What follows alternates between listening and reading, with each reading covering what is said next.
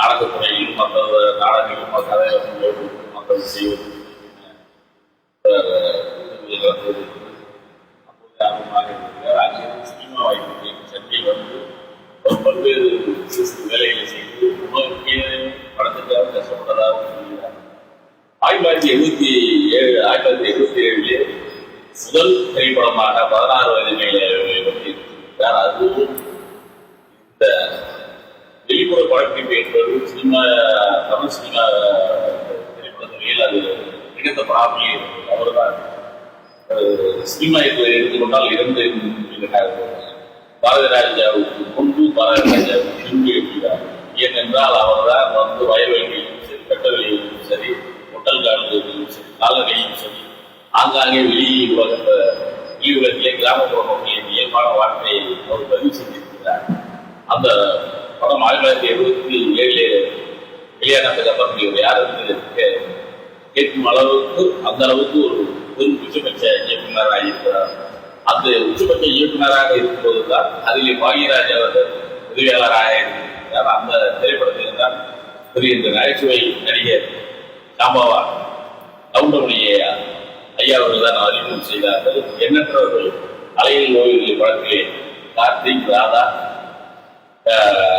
புதுநாட்டிலே Sukanya, Napoleon என்று ஏகப்பட்ட பேர்களை அறிமுகம் செய்தார். அது பசுமை படம் என்பது விதவை மறுமணம் செய்ய வேண்டும் என்பதற்காக எடுக்கப்பட்ட ஒரு படம்.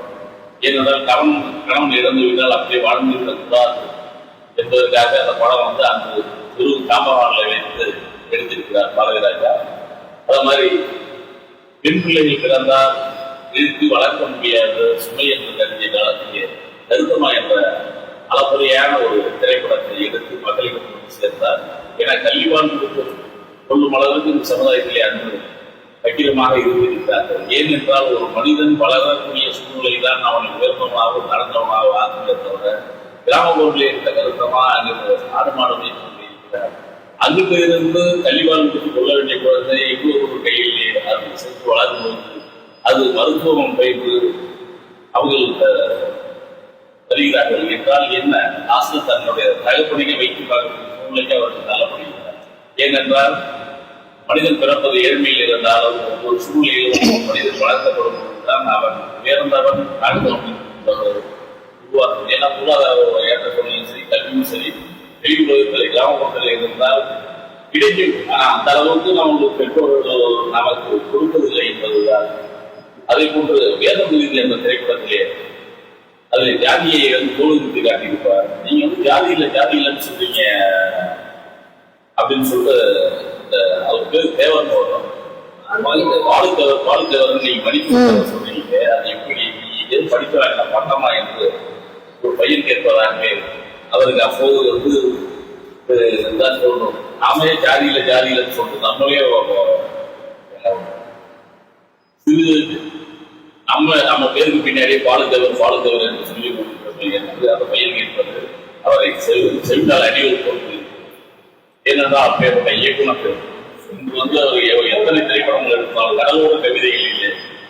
வில்லன் நடிகராக நடித்த சத்யராஜ் அவர்களை ஒரு ஆவரும் கதாநாயகன ஆகிய பெருமையை அதில் எத்தனை படங்கள் முதல் மரியாதையிலே இயக்குனர் நடிகர் திலகம் அவர்களை வைத்து படத்தை எழுதியிருக்கிறார். அந்த படம் வந்து எப்படியாப்பட்ட படம் என்பது தாங்களுக்கே தெரியும். ஏன்னா தன்னோட மாமன் கேட்டுக்கொண்டதுக்கு எனக்கு அந்த காலையை செலுத்த பண்ணியாமல் அந்த மாமனுடைய பொண்ணை ஏற்றுக்கொண்டு அதற்கு பெண் குழந்தைக்கு தந்தையாக வாழக்கூடிய சூழ்நிலையில தள்ளப்படுகிறார். அதிலே வந்து மற்ற காட்சிகள் சேர்த்து சிறப்பாக எடுத்திருக்கிறார். அது வடிவுக்கரசியோட கதாபாத்திரம் வந்து அந்த கதாபாத்திரத்தை வந்து நம்ம தெளிவாக பேசுகிறது. இது பாரதிராஜா அவர்கள் ஒரு வரலாற்று ஆவணம் போகிறாங்க. ஏனென்றால் காவிரி நீருக்காக வந்து நெய்வேலியிலே போராட்டங்களை நடிகர்களை கூட்டி வந்து அங்கே வந்து முன்னால் விமான நிலைய மைதானம் அங்கே மாமன் கண்டன ஆர்ப்பாட்டத்தை அதுவும் கலந்து கொண்டிருக்கிறோம். அதை ஈழத்தமிழர்களுக்காக எண்ணற்ற போராட்டங்களை ஐயா அவர்கள் நடத்தியிருக்கிறார். இருந்தால் ஐயாவுடைய திரைப்படத்தை பார்ப்பதற்கு முன்னாடியே முதல்ல எடுத்த உடனே இனிய தமிழ் மக்களின் வாசகத்தில் பாரதிராஜா எடுத்தார். அதிலே ஒரு ஏனென்றால் தமிழ்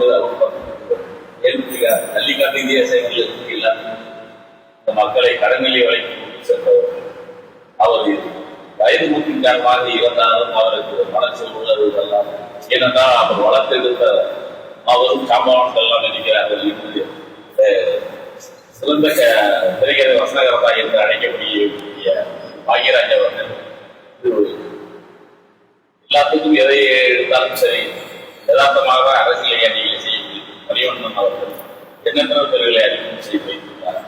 ஏனென்றால் அவரால் வளர்க்கப்பட்டவர்களுக்கு ஏழாவது நிழல் என்ற படத்தில் தான் வைரமுத்தவர்களின் பாடலாசிரியராக அறிமுகம் செய்து வைத்திருக்கிறார். நிழல் படத்தின் மூலம் தான் நிழல் கவியை கதாநாயகனாக ஆகியிருக்கிறார். அது மாதிரி ஜனகராஜ் போன்ற எண்ணற்ற புரட்சித்தல் நடிகர்களை உருவாக்கியிருக்கிறார். அவர் ஒரு வரலாற்று பெட்டகம். அவர் இருக்கும் வரை இந்த திரைத்துறை இருக்கும் வரை தமிழ் மனிதர்கள் இருக்கும் வரை அவர் வாழ்ந்து கொண்டிருப்பார்கள். இந்த வாய்ப்பை நினைக்கிறார்.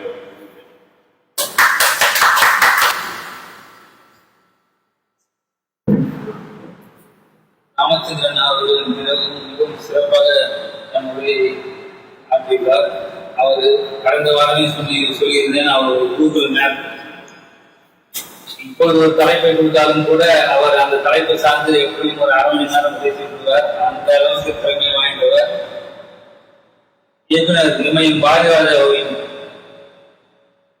அவர்களின் பெருமையை மிக சுருக்கமாகவும் தெளிவாகவும் அழகாகவும் நம்மிடம் பகிர்ந்துள்ளார். அடுத்ததாக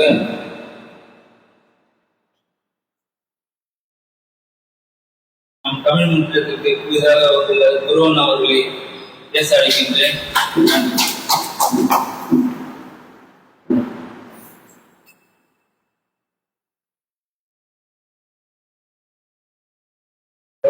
மாலை வணக்கம். மாலை வணக்கம்.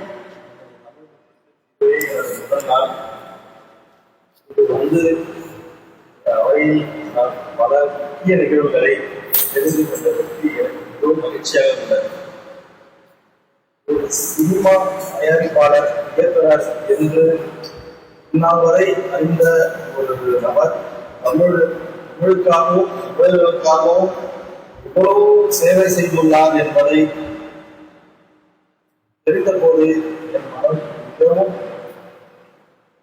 மற்ற மகிழ்ச்சி அடைந்துள்ளது. இனிவரும் காலங்களில் இயக்குனர் இமயம் அவர்களுடைய வாழ்க்கை வரலாறை பற்றி நான் படிக்க விரும்புகிறேன்.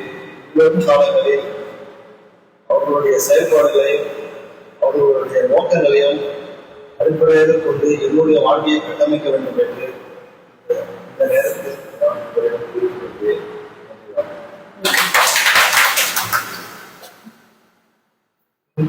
நன்றி.